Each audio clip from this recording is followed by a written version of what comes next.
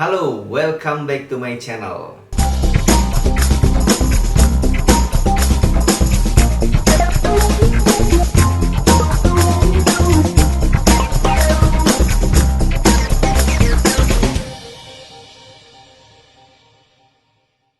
Di video kali ini saya akan membahas tentang settingan konfigurasi pada kamera yang biasa dipakai oleh fotografer landscape.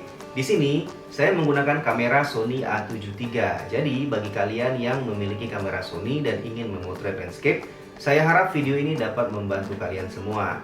Namun apabila kalian memiliki kamera dari brand yang lain, settingan ini juga dapat dipakai.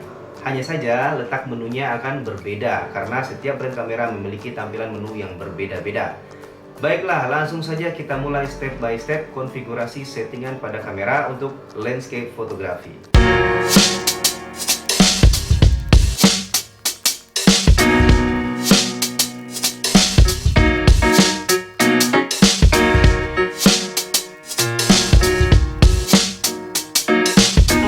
Langkah pertama yang harus kalian pastikan adalah kamera berada di manual mode dengan cara memutar control wheel yang berada di sebelah kanan atas kamera ke kode M.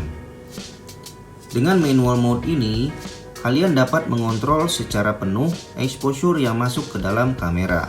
Dengan kata lain, kalian dapat mengatur ISO, shutter speed, dan aperture secara manual. Nah, apa itu ISO, shutter speed, dan aperture? Saya sudah pernah jelaskan di video-video saya sebelumnya tentang segitiga exposure pada fotografi. Kemudian kita masuk ke menu dengan menekan tombol menu yang berada di sebelah kiri atas layar monitor. Pada kamera Fujifilm, tombol menu ini terdapat di sebelah kanan layar monitor. Nah, di tampilan menu ini pada kamera Sony A7 III kalian bisa lihat ada 6 tab settingan. Di setiap tab ini terdapat beberapa halaman. Misalnya di tab pertama terdapat 14 halaman, kemudian di tab yang kedua terdapat 9 halaman. Dan begitu seterusnya. Nah, di sini kita hanya akan mengatur settingan pada tab pertama dan tab kedua saja, karena hanya dua tab pertama inilah yang mempengaruhi hasil foto atau video yang kita ambil. Di sini saya tidak akan menjelaskan satu persatu dari semua settingan ini. Saya hanya menjelaskan tentang settingan yang berhubungan dengan landscape fotografi saja. Oke, baiklah, kita mulai dari halaman pertama, tab pertama. Nah, di halaman pertama ini ada yang namanya file format. Nah, file format ini terdiri dari dua jenis, yaitu RAW file dan JPEG file. Apa sih perbedaan RAW file dan JPEG file ini? RAW file adalah file mentahan yang dihasilkan oleh kamera setelah kita memotret. Jadi RAW file ini tidak melalui tahapan kompresi ataupun processing yang dilakukan oleh kamera. Jadi file yang dihasilkan benar-benar file mentah, sehingga dynamic range dan detail dari foto yang dihasilkan itu masih utuh. Namun kalian tidak dapat langsung membuka foto dari RAW file ini ya. Kalian perlu yang namanya editing atau post processing. Nah, untuk mengedit file RAW ini kalian tidak dapat menggunakan handphone, kalian harus menggunakan komputer. Nah, ada beberapa aplikasi yang dapat membuka RAW file ini dan mengedit RAW file ini. Contohnya adalah Photoshop, Lightroom, atau Capture One Pro.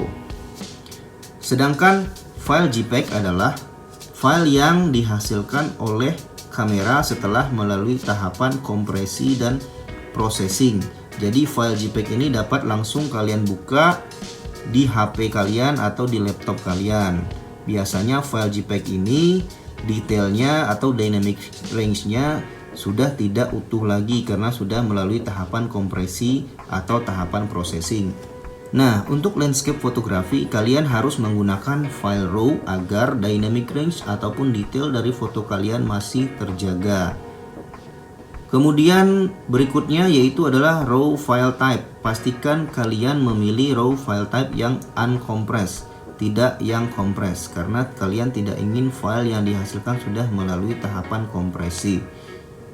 Kemudian JPEG quality dan JPEG image size ini tidak begitu penting karena kita hanya menggunakan file RAW bukan file JPEG. Kemudian di halaman berikutnya ada yang namanya long exposure noise reduction. Nah, fitur ini berfungsi untuk mengurangi noise apabila kita mengambil gambar dengan teknik long exposure. Saya memilih untuk mematikan fitur ini karena saya ingin melakukan noise reduction di post processing atau di editing. Kemudian kita masuk ke settingan berikutnya adalah lens compensation. Nah, lens compensation ini fungsinya untuk mengcompensate batasan-batasan dari lensa yang kita pakai, karena setiap lensa memiliki beberapa batasan seperti chromatic aberration dan distortion. Nah, di sini saya memilih untuk mengatur settingannya ke auto. Settingan berikutnya adalah drive mode. Di drive mode ini kalian bisa pilih antara self timer atau single shooting. Di single shooting artinya begitu kalian memencet tombol shutter, maka kamera akan langsung mengambil foto. Saya menghindari single shooting ini karena saya tidak ingin pengaruh dari pemencatan tombol shutter akan membuat kamera kita akan sedikit goyang, sehingga gambar yang dihasilkan akan goyang, terutama ketika kita mengambil gambar dengan teknik long exposure. Saya lebih memilih menggunakan self timer agar tidak ada pengaruh dari pemencatan tombol shutter, atau kalian bisa menggunakan shutter eksternal atau shutter release. Kemudian menu berikutnya adalah memori. Fungsi memori ini adalah untuk menyimpan konfigurasi settingan yang sudah dibuat. Biasanya kita akan masuk ke settingan ini setelah kita selesai mengatur semua konfigurasi. Kemudian settingan berikutnya adalah select media. Nah, di kamera Sony A7 III ini terdapat dua slot memori. Kalian bisa pilih di slot mana kalian ingin menyimpan foto. Kemudian menu berikutnya adalah focus mode. Nah, untuk focus mode ini pastikan kalian selalu menggunakan manual focus agar kalian dapat mengontrol titik fokus yang kalian inginkan secara bebas. Dan juga manual focus ini sangat membantu kita apabila kita ingin menentukan hyperfocal distance atau depth of field pada foto yang kita hasilkan. Mungkin di video berikutnya saya akan menjelaskan apa itu hyperfocal distance. Kemudian untuk fokus area pastikan menggunakan expand flexible spot. Kita lanjut ke halaman berikutnya. Di halaman AF2 ini seluruh settingannya berhubungan dengan autofocus. Karena kita menggunakan manual focus, jadi settingan di halaman ini tidak akan kita ubah. Begitupun dengan halaman berikutnya, yaitu AF3 masih berhubungan dengan autofocus, dan juga halaman berikutnya AF4.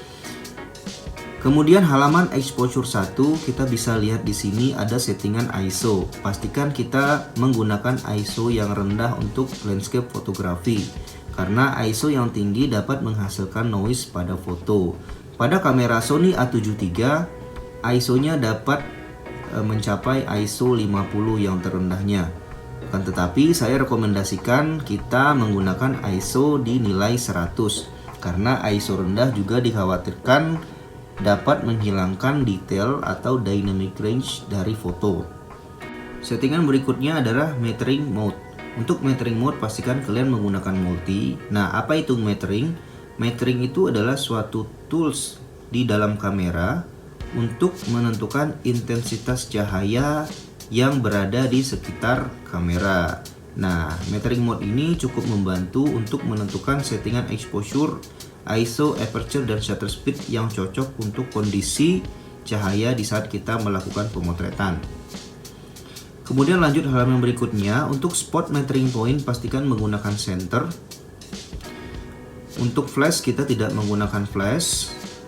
Lanjut ke halaman berikutnya. Nah, untuk white balance, auto white balance, dynamic range operation ini tidak akan kita ubah, karena semua settingan ini hanya akan berpengaruh terhadap processing file JPEG. Karena kita menggunakan file RAW, maka semua settingan ini tidak akan berpengaruh terhadap hasil foto dari file RAW. Lanjut ke menu berikutnya adalah focus assist. Nah, untuk focus assist ini sangat perlu menurut saya, karena dengan focus assist ini kita sangat terbantu untuk menentukan fokus point secara tepat. Untuk focus magnifier ini adalah fitur yang berguna untuk menzoom daerah fokus yang kita inginkan, sehingga kita dapat mengatur fokus di area yang kita inginkan secara jelas. Kemudian fokus magnifier time-nya pastikan di set di no limit. Setelah itu manual focus assist-nya di set as on. Setelah itu picking setting-nya saya menggunakan warna merah dan picking levelnya middle. Nah, apa ini middle dan red? Jadi begitu kita melakukan fokus, nanti akan ada titik-titik bantu yang berwarna merah yang menandakan begitu ada titik merah, maka titik tersebut menandakan adalah area fokus kita. Oke, kita lanjut ke tab nomor 2. Nah, di tab nomor 2 ini mostly pengaturannya ini berhubungan dengan video, tetapi ada beberapa settingan yang berhubungan dengan foto. Oke, langsung saja kita menuju ke halaman nomor 4. Nah, di halaman nomor 4 ini ada fitur yang namanya steady shot. Nah, steady shot ini adalah fitur yang berguna untuk menjaga keseimbangan gambar yang kita ambil. Jadi dapat dikatakan steady shot ini adalah image stabilizer yang sudah dimiliki oleh kamera. Jadi di dalam kamera sudah ada sensor gyro yang fungsinya untuk menjaga keseimbangan ketika kita mengambil foto dalam keadaan handheld atau tanpa tripod ya. Namun fitur ini juga memiliki batasan apabila kita menggunakan teknik very long exposure, terutama ketika exposure-nya di atas 1 detik, maka fitur ini tidak dapat bekerja secara optimal. Jadi kita tetap harus menggunakan tripod. Nah, jika kita menggunakan tripod, kita harus mematikan fitur ini. Selanjutnya di halaman nomor 6 ada pilihan finder atau monitor. Nah, fungsi settingan ini adalah untuk menentukan apakah kita ingin mengambil foto menggunakan viewfinder atau cukup melihat dari layar monitor saja. Saya memilih untuk menggunakan dua-duanya, jadi saya setting as auto karena kadang-kadang ketika kita ingin menentukan titik fokus secara jelas kita butuh viewfinder. Ketika mata kita dekatkan ke viewfinder, maka secara otomatis kamera akan mematikan layar monitor. Dan ketika kita jauhkan mata dari viewfinder, maka layar akan kembali menyala. Kemudian settingan berikutnya adalah grid line atau garis bantu. Nah, untuk garis bantu ini saya memilih rule of thirds grid. Jadi rule of thirds grid ini sangat membantu dalam pemilihan komposisi dalam objek foto kita. Karena biasanya point of interest dalam suatu frame foto kita tempatkan di titik perpotongan garis rule of third, atau ketika kita memotret sunset di laut, kita akan menempatkan garis horizon berada tepat di garis rule of third. Berikutnya di halaman nomor 8 yaitu custom operation. Nah, di custom operation ini kita dapat mengatur tombol-tombol shortcut ketika kita mengambil foto. Nah, di sini terdapat 3 custom key. Yang pertama adalah custom key ketika kita mengambil foto, yang kedua adalah custom key ketika kita mengambil video, yang ketiga adalah custom key ketika kita melakukan playback. Nah, kita klik custom key yang paling atas yaitu untuk pengambilan foto. Terdapat beberapa tombol shortcut. Yang pertama adalah control wheel. Control wheel ini adalah wheel yang dapat kita putar di sebelah kanan layar monitor. Nah, saya mengatur control wheel ini untuk pengaturan aperture. Dan ini semuanya tergantung selera dari masing-masing fotografer. Dan di Sony A7 III ini ada 4 custom button, yaitu custom button 1, 2, 3, dan 4. Dan letaknya untuk custom button 1 terletak di bagian kanan atas. Kemudian custom button 2 di sebelah custom button 1. Custom button 3 terletak di sebelah kiri atas dan custom button 4 di kanan bawah. Untuk setiap custom button ini kalian bisa setting konfigurasi apa yang kalian inginkan. Sekali lagi, konfigurasi ini sesuai selera dari masing-masing fotografer. Bagi saya mengset custom button 1, 2, 3, 4 ini untuk pengaturan white balance, focus standard, focus mode, dan touch operation selection.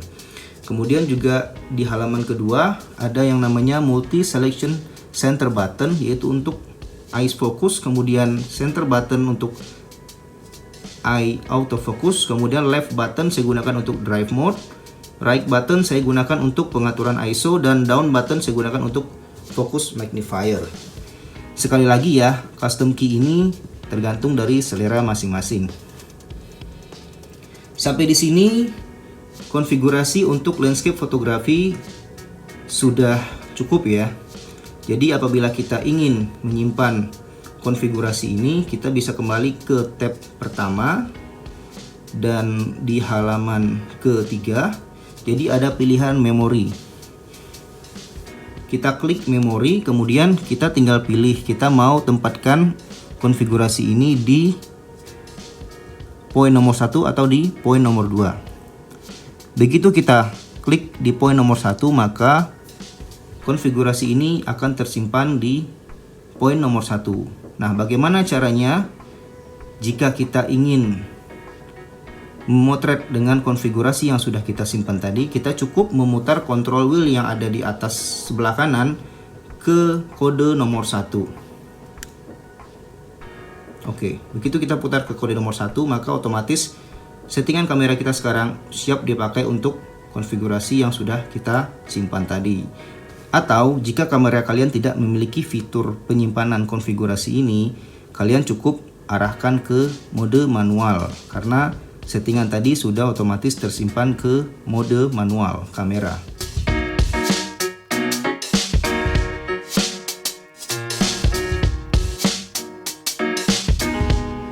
Nah, itu dia settingan konfigurasi pada kamera untuk landscape fotografi. Apabila kalian merasa video ini bermanfaat, silahkan di-share kepada teman-teman yang lainnya.